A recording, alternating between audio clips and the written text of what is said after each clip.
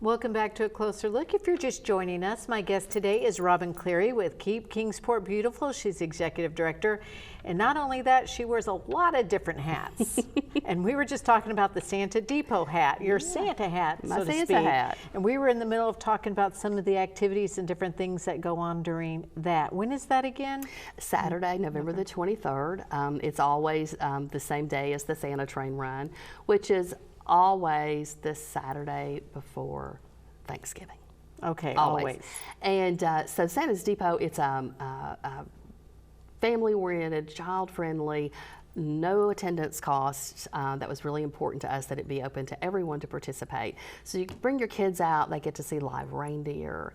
They will have some inflatables there that they can play on. We'll have a station where they can actually write their letters to Santa and put them in the big red mailbox to go to the North Pole. Lots of great photo opportunities. We have a really cool antique sleigh that we bring in and put in the middle of Centennial Park. Last year I saw a lot of Christmas cards that had that picture with kids in it. And then we have a really cool selfie station set up at the Santa Sculpture. And just some other little opportunities like that. We'll have some street performers out there. We'll have free hot chocolate, free popcorn. This is a great opportunity for if there's a business, because I am working on sponsors right now. And if you'd like to come out and be a vendor and give away Christmas candy to the kids. Oh yes. Or give away a Jingle Bell necklace or Just something a like little that. trinket. Contact me at the chamber. I've got all the sponsorship opportunities. If your business has anything to do with children or families, your exposure at this event is amazing, because we have had over 5,000 people attend the last 2 years. That's good to know. Yes, so it's a lot of attendance. That's very good to know. We get some really cool local performers that we give them the opportunity to come up and take the stage. One of them that we had last year was a band made up of a group of DB students. I think most of those are in the band at DB, called Model City. Oh, I love Model City. So they were so thrilled with that opportunity. Yes. I haven't reached out to them yet again, but I'm hoping to get That's them my back this year. girlfriend Marcy's son is in Okay, that. and so Yes. and then so we've got some local. I like that too. That have they're younger folks that are entertainers, and it gives them an opportunity to get up on that stage and get in front of the Yes. community. So just lots of fun stuff. I've got some other ideas that I'm not gelled yet, so I don't want to share them. But it's a great community event, and again, it was really important to us at the chamber that it be an event that was open to everyone. There was no cost to attend, and again, all about that experience of getting to see Santa come in on the back of that train. And when you're in the park and we hear the horn, so they're coming around the bend so behind exciting. Domtar, and they're coming up, and the kids Yes. get to see Santa on that train, and it is so cool. And their letters that they write, he takes them with him when he leaves, so he takes them back to the North Pole. He hand delivers them back. He does. Just so the elves can see That's them exactly and start right. making those toys. Yeah. I love that. I am going to do whatever I can to get on that Santa train one of these years. Okay. It's just something I've always wanted to do. Just And it's to be a part special of that. experience. Yeah. Yeah. That's so cool. Now, you were telling me before we started the show about these projects. You get some incredible grant every year. And you were talking about the TDOT? TDOT grant, the TDOT Special Enter Grant. We actually received it last year. It's funded for 2 years through 2019 and 2020. It's a $95,000 grant that we got through Keep Kingsport Beautiful received. That's great. And we've been able to do some really cool things with that. Some of the projects are on the table for next year. The ones we've been able to do this year, we were able to I need to back up a minute. TDOT came out with a couple of years ago a new anti-litter campaign, and they are pushing it across the state heavily. You've probably either seen a billboard or an ad in a movie theater. If you're in some of the larger metropolitan areas, I think you probably see a little bit more of it than you do for those of us that are out in the more of the rural areas. So when TDOT every 2 years puts out applications for special litter grants to every county across the state. And what they were looking for this last time was a community that could take their new ad campaign, the Nobody Trashes Tennessee ad campaign, and kind of take that down to the local level. And so Rodney Dill and Rodney is with the Public Works Department of the City of Kingsport, worked together on this grant, put a proposal together, and we got it. So we have been able to take this wonderful advertising that was, developed with a national ad agency to develop this campaign for them. And we've been able to take those graphics, and we have wrapped all of the city's garbage trucks, all of the water trucks, the street sweepers, with that Nobody Trashes Tennessee message. And so, to me, the reason that really appealed to me is they had, TDOT had wrapped some buses in Metro Nashville. And, we all notice that when you're out in the community, there's a truck, you're out someplace, and you sit in traffic, and you'll read that stuff that's on those trucks or those buses. Yes, you do. So those garbage trucks are out on our city streets. And they look neat. They do, and they're out 52 weeks a year. They're rolling billboards. They're in every street, every community in the city of Kingsport. So it was a really great way to take that anti-litter message and get it out to the community. So we've done that. One of the other things that we were able to do was purchase 80 Clearstream recycling containers. So we were able to up our recycling at large community events, something we've not been able to do before because we just did not have the receptacles to do it. Our curbside recycling program with your 96-gallon blue-topped cart is extremely popular with our residents. And so when they recycle at home like that, they expect to be able to recycle at community events they attend. So Fun Fest, The Taste, the concert series downtown.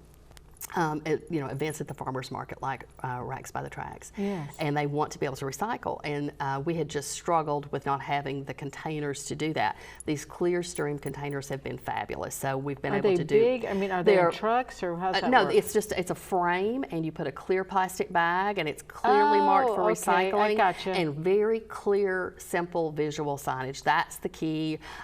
You show what can go in at a plastic cup, a plastic bottle. Gotcha. No liquids.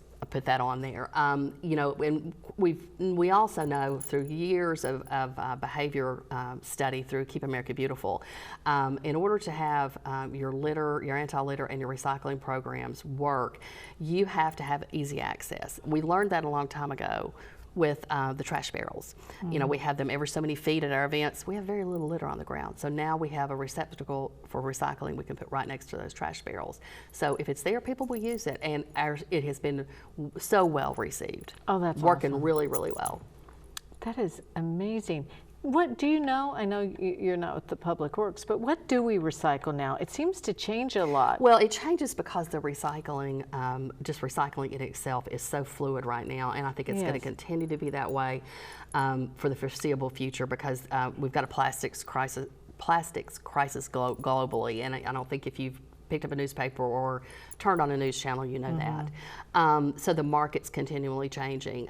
Right now in the city of Kingsport, you can recycle cardboard, loose paper, you can recycle aluminum cans, tin cans, you can recycle plastics 1 through 7. On the bottom of your plastics, there's a little symbol on there. You can recycle that. What you cannot recycle in the city of Kingsport currently is glass and styrofoam.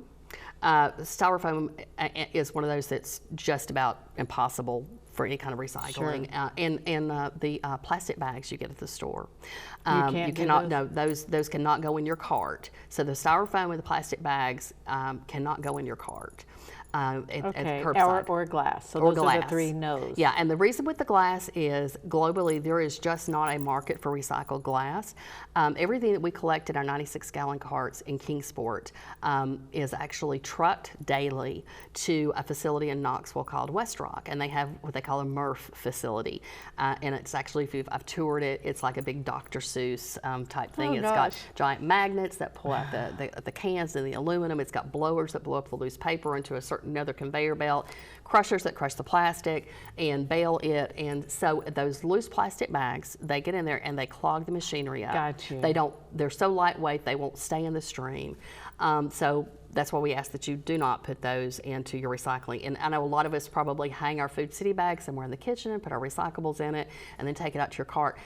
Dump those in. Do not put bagged recyclables. And that's why they say, bring your own bags to the store. Absolutely. They got the cute tote bags. That's what I love about now. I get my cute little bags I take to the store, and I love that. It's so important. The single-use plastics they're the bane of our society right now. I mean, they're polluting our oceans, our rivers, our creeks.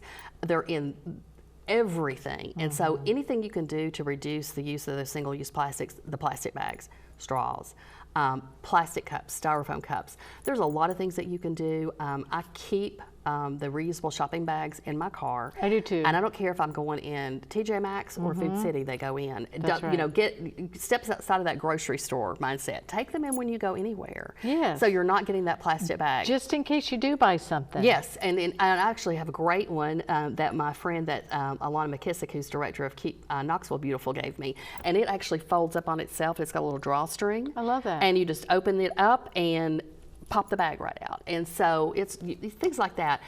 Keep a reusable water bottle with you, refill it, and cut back on the plastic water bottles. They make cute bottles. See, I'm all about this. It's just cute accessories. They do, I'm an and so I keep accessory one in my girl, car, so- I keep one on my desk. A Yeti. So if I go someplace and I want to get my tea, instead of getting that big styrofoam cup that I cannot recycle, I just ask them to put my tea in my big Yeti. You know, things like that. You know, don't take the plastic cutlery at the fast food place. Okay. You know, try to order. You can order reusable silicone or aluminum straws on Amazon. They don't cost much. I have a bunch of those. The bamboo ones. Yes, even. the bamboo Those ones. Are great. And then, you know, just, you know, when you get your lunch, even if you're going back to the office, most of us have a break room we do at the chamber, and we've got silverware in there. I just go get a fork, stick it in the dishwasher. That's great instead advice. of trying to use the plastic stuff. So as far as the recycling and the Clearstream containers, back to the TDOT grant, we were able to do that, and the success on that's been great. We were able to provide the vendors at the farmers market with paper bags to use instead of plastic, and reusable shopping bags that we've been giving out to the customers at the market, and we'll continue that through next year. Christy Good. Leonard with the farmers market actually I got a couple of those she picked bags. up, yeah. In fact, she gave me a bunch, and I passed them out to my girlfriends at a little Yes. event. I take them Okay. to every event I go to. Gosh, we have so much to talk about. I got to have you on more often because we just have so much to talk about. Well, thank you for being on the show today. Thank you for having me. And we'll be back this time next week with another edition of A Closer Look. Thank you for joining us.